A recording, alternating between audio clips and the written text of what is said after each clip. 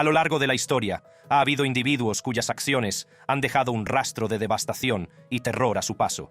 Desde famosos mafiosos y asesinos en serie, hasta despiadados gánsteres y estafadores, estos individuos han cometido crímenes inimaginables que han conmocionado al mundo. Pero, ¿qué lleva a alguien a convertirse en la encarnación del mal? Prepárese para un apasionante viaje a las profundidades de la oscuridad humana. Que comience el descenso. Jeffrey Dahmer. Jeffrey Dahmer, nacido el 21 de mayo de 1960 en Milwaukee, Wisconsin, parecía un hombre corriente para el mundo exterior. Sin embargo, bajo su fachada se escondía una inquietante oscuridad. En la década de 1990, la nación se horrorizaría al salir a la luz la espantosa serie de asesinatos de Dahmer. Aunque su reinado del terror comenzó a finales de los 70, no fue hasta los 90 cuando salió a la luz todo el alcance de sus horripilantes crímenes. Dahmer era un asesino en serie y un necrófilo, lo que significa que sentía atracción sexual por los cadáveres. Sus crímenes seguían un patrón escalofriante. Con frecuencia elegía a jóvenes vulnerables de ascendencia asiática o afroamericana, a los que atraía con promesas de dinero, alcohol o un lugar donde quedarse. Una vez en su apartamento, Dahmer incapacitaba a sus víctimas drogándolas con una combinación de alcohol y sedantes. Posteriormente, las estrangulaba o apaleaba hasta la muerte. Su apartamento se convirtió en una cámara de los horrores, donde desmembraba los cadáveres y realizaba actos de necrofilia y canibalismo. Dahmer llegó incluso más lejos, conservando meticulosamente partes de los cuerpos como escalofriantes recuerdos. Algunos restos se encontraron almacenados en su frigorífico y congelador. Las autoridades finalmente atraparon a este monstruoso asesino en julio de 1991, cuando un hombre traumatizado llamado Tracy Edwards consiguió escapar del apartamento de Dahmer, a pesar de estar esposado. Edwards hizo señas a los agentes de policía y los condujo a la horrible escena del crimen. Los agentes descubrieron inquietantes fotografías Polaroid de cuerpos desmembrados y otras pruebas espantosas que les dejaron conmocionados. La detención de Dahmer en 1991 inició una investigación a gran escala. Su juicio se convirtió en un espectáculo, y el mundo asistió horrorizado a la revelación de los horripilantes detalles de sus crímenes. Se le acusó de 17 asesinatos y más tarde confesó todos ellos. Mientras que la defensa de Dahmer alegó que padecía una enfermedad mental, la acusación lo describió como un asesino astuto y sin remordimientos. En 1992 fue declarado culpable de 16 asesinatos y condenado a 16 cadenas perpetuas consecutivas. Albert Fish. Albert Fish, nacido en 1870, mostró signos de una mente perturbada desde muy joven. Creció en el seno de una familia maltratadora y disfuncional, y sufrió tormentos físicos y psicológicos que darían forma a su retorcida psique. Las actividades delictivas de Fish comenzaron a principios de la década de 1920, pero fue durante la Gran Depresión cuando cometió sus actos más abominables, lo que le valió el célebre apodo de «El vampiro de Brooklyn». Fish era un depredador que se cebaba con los más vulnerables, siendo sus principales objetivos los niños pequeños. Sus métodos eran espeluznantes. Fish respondía a anuncios personales en los periódicos con el pretexto de buscar empleo. Así conseguía infiltrarse en las familias, ganarse su confianza y ocultar sus siniestras intenciones. Una vez en sus casas, solía abusar de los niños antes de cometer actos de violencia atroces. Sin embargo, su verdadera malevolencia quedó al descubierto cuando se dedicó al canibalismo. El secuestro y asesinato de Grace Budd en 1928 fue el crimen más infame de Fish. Bajo el pretexto de una oferta de trabajo, alejó a la inocente niña de 10 años de su familia y la sometió a un calvario de pesadilla. Fish torturó, mutiló y finalmente asesinó a Grace, llegando incluso a consumir parte de sus restos. Este horrible crimen conmocionó a todo el país y llevó a la policía a perseguir rápidamente a Fish.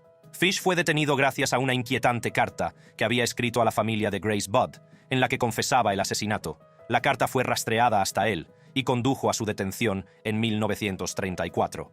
Cuando los investigadores se adentraron en el sórdido pasado de Fish, descubrieron una plétora de crímenes horripilantes que abarcaban varias décadas. Había perpetrado innumerables actos de violencia y abusos sexuales contra niños, dejando tras de sí un rastro de sufrimiento. Fish describía a menudo sus perversos actos con una inquietante fruición, relatándolos con escalofriante detalle y mostrando una horripilante falta de remordimiento. Un jurado declaró a Fish culpable de asesinato y fue condenado a muerte. El 16 de enero de 1936, Albert Fish pagó el precio más alto por sus atroces crímenes y murió en la silla eléctrica del correccional de Sing Sing. Edmund Kemper, nacido en 1948 en Burbank, California, tuvo una infancia problemática, marcada por una tensa relación con su madre, Clarnell Kemper, que le maltrataba. Esta tumultuosa crianza sembraría la semilla de la violencia que más tarde llegaría a definirle. Las actividades delictivas de Edmund Kemper comenzaron a principios de la década de 1970. Durante el verano de 1972, Kemper se embarcó en una oleada de asesinatos que se cobró la vida de 6 mujeres jóvenes, principalmente estudiantes universitarias. Las recogía mientras hacían autostop y las llevaba a lugares remotos, donde acababa brutalmente con sus vidas. Sus métodos eran espantosos, y la violencia que infligía era indescriptible. Sin embargo, el reino del terror de Kemper no se detuvo ahí. En un sorprendente giro de los acontecimientos, dirigió sus tendencias asesinas hacia su propia familia. Un fatídico día de 1973, asesinó brutalmente a su madre y a la amiga de esta. Llegó incluso a decapitar el cuerpo de su madre y a cometer actos atroces con sus restos. Cuando la policía acercó a Kemper, finalmente se entregó en abril de 1973, poniendo fin a su reinado de terror. Su detención marcó el inicio de uno de los juicios más infames de la historia de Estados Unidos. Durante su interrogatorio, Kemper confesó sus horribles crímenes con escalofriantes detalles. No mostró ningún remordimiento por los horrores que había infligido a sus víctimas, mantuvo la calma y proporcionó relatos detallados de los asesinatos que conmocionaron a la sala. El juicio de Kemper fue un espectáculo sombrío que el mundo contempló horrorizado. A pesar de su confesión, su equipo de defensa intentó argumentar que estaba legalmente loco. Sin embargo, las abrumadoras pruebas de sus actos deliberados de violencia condujeron a su veredicto de culpabilidad en 1973, con 8 cargos de asesinato en primer grado.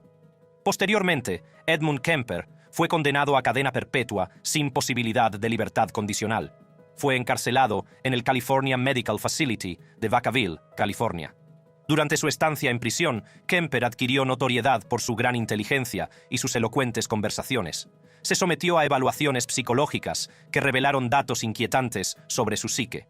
Sin embargo, su vida en prisión distaba mucho de ser cómoda, ya que a menudo se enfrentaba a otros reclusos, e incluso algunos intentaban hacerle daño. En un retorcido giro de los acontecimientos, Kemper intentó suicidarse sin éxito en 1973. Sigue encarcelado en el sistema de California. Christopher Watts. En 2018, Christopher Watts cometió actos horripilantes que serían recordados para siempre en la historia de los crímenes reales. Nacido en 1985 en un pequeño pueblo de Carolina del Norte, Watts parecía inicialmente un padre de familia corriente, casado con su esposa Shannon y padre de 2 hijas pequeñas, Bella y Celeste. Sin embargo, tras la fachada de felicidad suburbana se escondía una confusión oculta. Christopher Watts estaba atrapado en una relación extramatrimonial que se estaba descontrolando. A medida que sus secretos se desentrañaban, también lo hacía su fachada de normalidad. El 13 de agosto de 2018, Watts cometió un acto estremecedor que conmocionó a toda la nación. Tras una acalorada discusión con su esposa, Shannon, la estranguló en su casa de Colorado. Posteriormente, Watts asfixió a sus 2 inocentes hijas, Bella y Celeste, en sus camas. Se deshizo cruelmente de sus cuerpos sin vida en una explotación petrolífera en la que trabajaba. Nunca se insistirá lo suficiente en la atrocidad de las acciones de Watts. El hombre que había jurado proteger y cuidar a su familia se había convertido en su peor pesadilla. Su crimen dejó tras de sí un rastro de dolor e incredulidad. La repentina desaparición de Shannon, Bella y Celeste conmocionó a su comunidad. Al principio, Christopher Watts interpretó el papel de marido y padre preocupado, suplicando que volvieran sanas y salvas. Sin embargo, a medida que los investigadores profundizaban, su red de mentiras empezó a desmoronarse. Las pruebas contra Watts eran abrumadoras. Las grabaciones de seguridad mostraban cómo cargaba los cuerpos sin vida de su familia en su camión. Los registros del teléfono móvil y los datos del GPS le situaban en el lugar donde se descubrieron los restos. Todos los indicios apuntaban a un asesinato premeditado. La confesión de Watts se desarrolló por etapas. Al principio, admitió haber matado a su mujer, Shannon, en un ataque de ira. Pero a medida que avanzaba la investigación, confesó el asesinato a sangre fría de sus hijas, Bella y Celeste.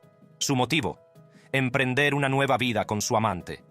El juicio de Christopher Watts fue un sombrío espectáculo, en el que el mundo contempló horrorizado cómo se desvelaba el alcance de sus malévolos actos. Finalmente, Watts se declaró culpable de varios cargos de asesinato en primer grado y la fiscalía solicitó la pena de muerte. Ted Bundy. Ted Bundy nació en Burlington, Vermont, el 24 de noviembre de 1946. Aunque parecía haber tenido una infancia normal, una siniestra oscuridad acechaba bajo el barniz de la vida ordinaria. El viaje de Ted Bundy dio un giro oscuro y retorcido, impulsándolo hacia un camino de depravación que causaría conmoción en todo el mundo. La espeluznante racha de asesinatos de Bundy comenzó a principios de la década de 1970, principalmente en Washington, Oregón y Utah. Empleaba un siniestro método de actuación.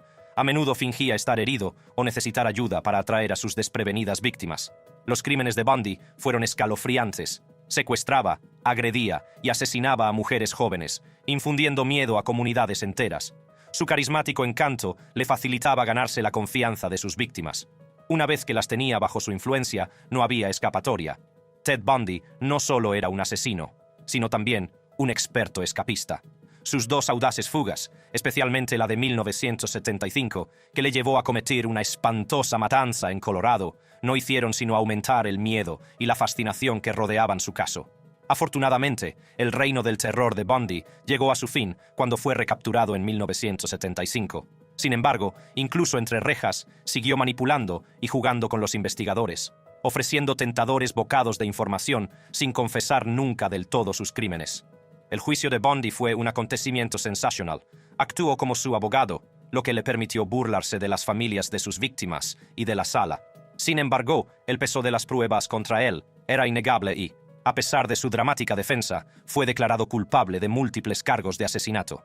El 24 de enero de 1989, el reino del terror de Ted Bundy llegó a su fin. Fue ejecutado en la silla eléctrica de la prisión estatal de Florida. El hombre que había infundido miedo en los corazones de tantos se había ido, pero su legado de maldad perduró. Se convirtió en la encarnación misma del mal, un duro recordatorio de que los monstruos pueden esconderse tras una sonrisa encantadora. Sus crímenes han inspirado numerosos libros, documentales y películas, y siguen cautivando y horrorizando al público. Richard Ramirez. Nuestra historia se desarrolla a mediados de los años 80 en Los Ángeles, California. El nombre que pronto infundiría miedo en los corazones de muchos es Richard Ramírez. El reino del terror de Ramírez echó raíces en 1984, cuando invadió hogares al amparo de la oscuridad, dejando tras de sí un rastro de violencia y horror.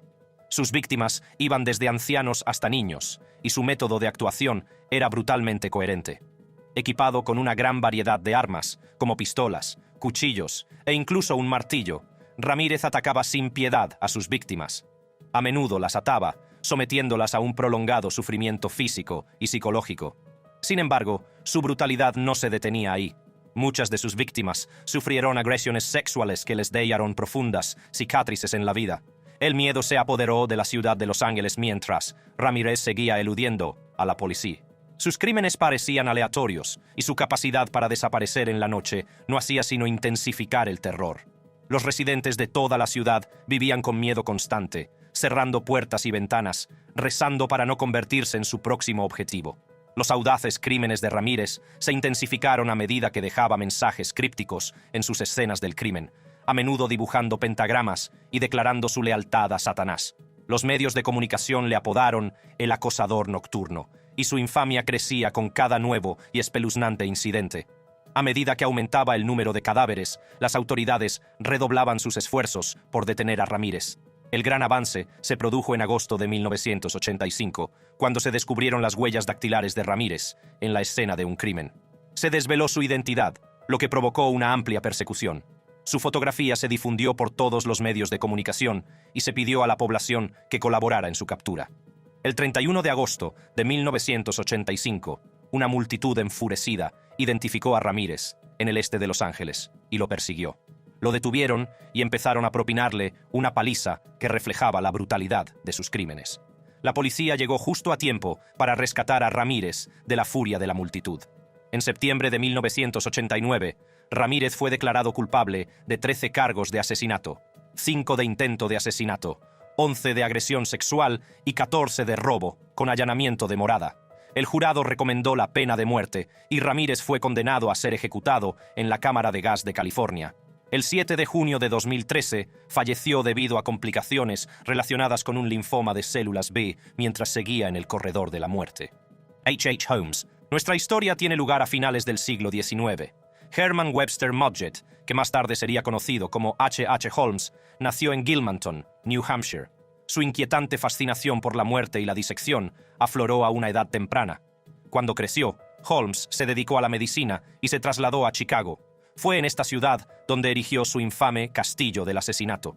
Esta estructura de 3 plantas se convirtió en un escalofriante laberinto lleno de pasadizos ocultos, trampillas, cámaras insonorizadas y un sótano diseñado para la tortura y la disección.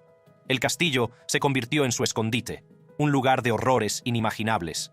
El reino del terror de Holmes comenzó en serio, ya que utilizaba su encanto para atrapar a víctimas desprevenidas, muchas de ellas mujeres que buscaban empleo o compañía. Una vez dentro del castillo de los asesinatos, sufrían horrores indescriptibles. Los métodos de asesinato de Holmes eran tan diversos como horripilantes, incluyendo la asfixia, el envenenamiento e incluso el confinamiento en una cámara acorazada insonorizada para morir lentamente. Holmes no solo era un asesino sádico, sino también un manipulador consumado.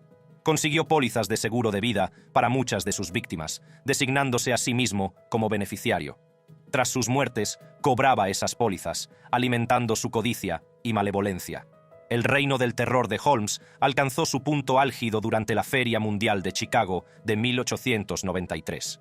Se aprovechó de la afluencia masiva de turistas, atrayendo a muchos hacia su trágico destino en su castillo del asesinato. Es posible que acabara con la vida de unas 200 personas durante este periodo, aunque el número exacto sigue siendo un misterio. A medida que se acumulaban los cadáveres, aumentaba también la paranoia de Holmes. Los detectives se acercaron a él, lo que provocó su huida de Chicago. Sin embargo, sus crímenes acabaron atrapándole. Holmes fue finalmente detenido en Boston por un delito no relacionado y su verdadera identidad como asesino en serie comenzó a desvelarse. Durante el juicio, confesó inicialmente 27 asesinatos, pero más tarde alegó demencia y se retractó. Sin embargo, el jurado no quedó convencido y Holmes fue condenado por asesinato. En mayo de 1896, H. Holmes se enfrentó a la última consecuencia por sus atroces crímenes. Fue condenado a morir en la horca. El día de su ejecución, miles de personas se reunieron para presenciar el final del hombre al que consideraban la encarnación del mal. Tsutomu Miyazaki. He aquí mi intento de reescribir el artículo de forma más objetiva. Tsutomu Miyazaki fue un asesino en serie japonés que nació en 1962 y cometió una serie de horribles crímenes contra niñas a finales de la década de 1980. Miyazaki tenía como objetivo a niñas de entre 4 y 7 años, las secuestraba en lugares públicos y las sometía a violencia sexual antes de asesinarlas. Su primera víctima conocida fue Mari Kono, de 4 años, a quien Miyazaki secuestró en agosto de 1988. La estranguló hasta la muerte y realizó actos de necrofilia con su cadáver, que fue descubierto más tarde en una zona remota. Durante el año siguiente, Miyazaki siguió secuestrando y asesinando a niñas, entre ellas Ayako Nomoto, de 7 años, cuyos restos descuartizados aparecieron esparcidos por la prefectura de Saitama. Los crímenes de Miyazaki conmocionaron a la nación y provocaron una gran persecución. Finalmente, fue detenido en julio de 1989, tras intentar secuestrar a otro niño. Los registros policiales en su casa revelaron numerosas pruebas fotográficas y de vídeo que documentaban sus crímenes. Miyazaki fue juzgado, declarado culpable y condenado a muerte por múltiples cargos de asesinato, secuestro y agresión sexual. Tras varias apelaciones fallidas, Miyazaki fue ejecutado en la horca en junio de 2008, casi 20 años después de su detención inicial. Los detalles de sus crímenes fueron tan impactantes que provocaron un mayor debate público sobre los medios de comunicación violentos y la censura en Japón. El caso de Miyazaki sigue siendo uno de los actos criminales más notorios de la historia moderna de Japón. Pedro Alonso López. Pedro Alonso López nació en 1948 en Santa Isabel, Colombia. En la década de 1970 se embarcó en una espeluznante ola de asesinatos de niñas en toda Sudamérica. López atraía a niñas de entre 8 y 12 años a lugares públicos, prometiéndoles regalos o utilizando sus encantos. Después las violaba, las estrangulaba y enterraba sus cuerpos en fosas poco profundas, en zonas aisladas. López actuaba con una eficacia aterradora, violando y asesinando hasta 300 niñas en Colombia, Ecuador y Perú. Sus crímenes a menudo pasaban desapercibidos debido a la lejanía y pobreza de las zonas donde encontraba a sus víctimas. En 1980, la policía de Ecuador detuvo a López cuando intentaba secuestrar a una niña. Bajo custodia, López empezó a confesar un asombroso número de asesinatos. Condujo a las autoridades a lugares de enterramiento, incluido uno en Ecuador que contenía más de 50 cadáveres. Los investigadores quedaron atónitos ante la brutalidad y el elevado número de víctimas. López fue juzgado en Ecuador en 1981. Fue declarado culpable de múltiples asesinatos y condenado a 16 años, la pena máxima en aquella época. La sentencia, relativamente corta para una cadena de asesinatos tan extensa, causó indignación internacional. Sin embargo, en 1994, tras solo 14 años, López salió de prisión por buena conducta. Temiendo la liberación de un asesino en serie, las autoridades iniciaron una persecución internacional. Sin embargo, López sigue en paradero desconocido y se le sigue considerando prófugo de la justicia. El caso de López es uno de los más espeluznantes y extensos de la historia latinoamericana. Jack Unterweger. Jack Unterweger nació en Austria el 16 de agosto de 1950. Sus primeros años de vida estuvieron marcados por una educación problemática, caracterizada por los malos tratos y el descenso a actividades delictivas. Rápidamente entró en una espiral delictiva que incluía robos, agresiones y, lo más horrible, asesinatos. Los crímenes más infames de Unterweger giraron en torno a una serie de espantosos asesinatos de trabajadoras del sexo. Entre 1974 y 1992, se embarcó en una escalofriante ola de asesinatos que se extendió por varios países y se cobró la vida de al menos 11 mujeres en Austria, Checoslovaquia y Estados Unidos. Sus métodos eran brutales y profundamente perturbadores. Unterweger se acercaba a sus víctimas, a menudo haciéndolas entrar en su coche con el pretexto de ser un cliente. Una vez que las tenía bajo su control, las estrangulaba utilizando sus sujetadores u otras ligaduras improvisadas. Sus acciones estaban marcadas por un nivel de crueldad violento y sádico.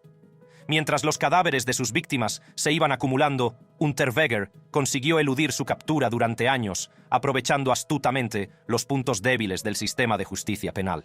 Incluso escribió artículos y libros, haciéndose pasar por un criminal reformado y abogando por la rehabilitación de los delincuentes. Sus elocuentes escritos y su carismática personalidad le permitieron ganarse la simpatía de muchos. Sin embargo, en 1992, su reino del terror llegó a su fin. Las autoridades austriacas finalmente detuvieron a Unterweger y le acusaron de múltiples cargos de asesinato. Las pruebas contra él eran abrumadoras, testimonios de testigos y pruebas forenses. El juicio de Unterweger se convirtió en una sensación mediática y el mundo asistió horrorizado a la revelación de los sombríos detalles de sus crímenes. No mostró ningún remordimiento y mantuvo su inocencia durante todo el proceso. La acusación presentó el escalofriante retrato de un hombre que disfrutaba con el sufrimiento de sus víctimas. En junio de 1994, Jack Unterweger fue declarado culpable de 9 cargos de asesinato y condenado a cadena perpetua sin posibilidad de libertad condicional. Se hizo justicia y la sociedad pudo respirar aliviada, sabiendo que este monstruoso depredador nunca volvería a estar libre. Trágicamente, en la noche del 29 de junio de 1994, Unterweger se quitó la vida en la prisión de Graz-Karlau, ahorcándose con una cuerda improvisada compuesta de cordones de zapatos y un cordón de un chándal, empleando el mismo nudo encontrado en todas las trabajadoras sexuales estranguladas. John Wayne Gacy. John Wayne Gacy nació en Chicago en 1942, con la apariencia de un hombre corriente que ocultaba un malévolo secreto tras su fachada. Durante su juventud, Gacy sufrió una relación tumultuosa con su padre, que le maltrataba, lo que pudo sembrar las semillas de su siniestro futuro. Sin embargo, Gacy era un maestro del engaño. Se presentaba como un próspero hombre de negocios y una figura respetada en su comunidad. Incluso actuaba como payaso en fiestas infantiles, lo que le valió el inquietante apodo de payaso asesino. Pero bajo el maquillaje vibrante y el exterior jovial, acechaba un depredador monstruoso. El reino del terror de Gacy se desató en la década de 1970, cuando empezaron a desaparecer jóvenes en la zona de Chicago. Lo que intensificaba el horror de sus crímenes era que atraía a sus víctimas, ofreciéndoles empleo o ayuda económica, explotando su vulnerabilidad.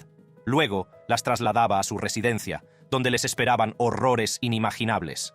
Gacy sometía a sus víctimas a despiadadas torturas y abusos sexuales antes de estrangularlas hasta la muerte. Con frecuencia ocultaba sus cuerpos sin vida bajo su casa o se deshacía de ellos en los ríos cercanos. La escalofriante verdad sobre Gacy empezó a salir a la luz en 1978, cuando Robert Piest, de 15 años, desapareció tras informar a su familia de que había quedado con Gacy para una oportunidad de trabajo. La preocupación de amigos y familiares llevó a la policía a investigar más a fondo las actividades de Gacy. Lo que encontraron dentro de la residencia de Gacy fue una casa de los horrores. El aire se contaminó con el olor de la descomposición cuando la policía descubrió un espantoso laberinto de habitaciones ocultas que albergaban los restos de sus víctimas. La nación quedó conmocionada, horrorizada por la profundidad de la malevolencia de Gacy. El juicio de Gacy se convirtió en una sensación mediática, con el mundo observando cómo se enfrentaba a la justicia por sus crímenes atroces. Se le imputaron 33 cargos de asesinato, lo que consolidó su estatus como uno de los asesinos en serie más prolíficos de la historia. A pesar de sus intentos de alegar demencia, Gacy fue condenado en 1980. En 1994, tras más de una década en el corredor de la muerte, John Wayne Gacy murió por inyección letal. La nación respiró aliviada, sabiendo que este desalmado no volvería a hacer daño a nadie. Pedro Rodríguez Filho. Pedro Rodríguez Filho nació en Brasil en 1954, donde su vida estuvo marcada por la violencia y la tragedia desde muy joven. A la tierna edad de 13 años, Pedro cometió su primer asesinato, quitándole la vida al vicealcalde de su ciudad en un arrebato de ira. Antes de cumplir 18 años, cometió varios homicidios más. Sin embargo, lo que realmente hizo famoso a Pedro Filho fue el asombroso número de víctimas y la extrema brutalidad de sus crímenes. Las acciones de Pedro se caracterizaban por un nivel de crueldad difícil de comprender. A menudo afirmaba haber matado por razones morales, eligiendo a personas que consideraba criminales o que habían agraviado a su familia. Uno de sus actos más horripilantes fue decapitar a su padre, al que acusaba de abusar de su madre. Pedro exhibía con orgullo la cabeza cortada como prueba de su venganza. El reino del terror de Pedro llegó a su fin en 1973, cuando fue detenido por sus crímenes. Sin embargo, su captura no detuvo el derramamiento de sangre. Mientras estuvo en prisión, siguió cegando vidas, asesinando al menos a 47 reclusos, que consideraba una amenaza. Su capacidad para eludir la justicia dentro de los confines del sistema penitenciario le granjeó la reputación de asesino despiadado y astuto. El caso de Pedro Rodríguez Filho se convirtió en uno de los más tristemente célebres de la historia judicial brasileña. Se enfrentaba a múltiples cargos de asesinato y su defensa alegó que estaba legalmente loco. A pesar de ello, fue declarado culpable y condenado a más de 400 años de prisión. Sin embargo, según la legislación brasileña, el tiempo máximo que una persona puede pasar entre rejas es de 30 años. Esto significa que a pesar de sus numerosas condenas, Pedro saldría finalmente en libertad. En 2007, Pedro Rodríguez Filho salió de prisión tras cumplir su condena máxima de 30 años. Su excarcelación causó conmoción en todo el país, pues muchos temían que reanudara su ola de asesinatos. Sin embargo, Pedro parecía haberse suavizado con la edad. El 6 de marzo de 2023, Pedrinho Matador corrió la misma suerte que otros. Fue degollado y recibió un disparo mortal frente a la residencia de un familiar en Brasil. Luis Garavito. Luis Alfredo Garavito Cubillos, conocido como La Bestia, fue un asesino en serie colombiano responsable de los asesinatos de al menos 138 niños entre 1992 y 1997. Garavito nació el 25 de enero de 1957 en Génova, Colombia. De adulto, se aprovechaba de niños de entre 6 y 16 años, vulnerables y de entornos pobres. Garavito se ganaba la confianza de los niños, ofreciéndoles regalos, comida o dinero. Una vez a solas, los agredía sexualmente, los torturaba y los asesinaba. Los cuerpos de las víctimas solían ser mutilados y desechados. Garavito admitió 138 asesinatos, pero se sospecha que el número real es mucho mayor. Durante años, Garavito eludió su captura mediante frecuentes cambios de identidad y apariencia. En 1999 fue finalmente detenido por una unidad de investigación especializada de la policía colombiana. Garavito confesó sus numerosos crímenes y proporcionó detalles que ayudaron a las autoridades a localizar los restos de las víctimas. En 2000 fue declarado culpable de 138 cargos de asesinato y condenado inicialmente a 40 años de prisión, la pena máxima en Colombia en aquel momento. Esta condena se redujo posteriormente a 22 años, gracias a la cooperación de Garavito. La decisión fue muy controvertida, dada la enormidad de sus crímenes. Los asesinatos en serie de Garavito figuran entre los más prolíficos de la historia. El caso atrajo la atención y la indignación de todo el mundo, tanto por la magnitud de los asesinatos como por la vulnerabilidad de las víctimas. Garavito sigue encarcelado en Colombia. Después de escuchar sus relatos, ¿crees que el título de El hombre más malvado del mundo es cierto? Háznoslo saber en los comentarios. Y para ver más vídeos cautivadores como este, haz clic en la tarjeta que aparece en tu pantalla ahora mismo.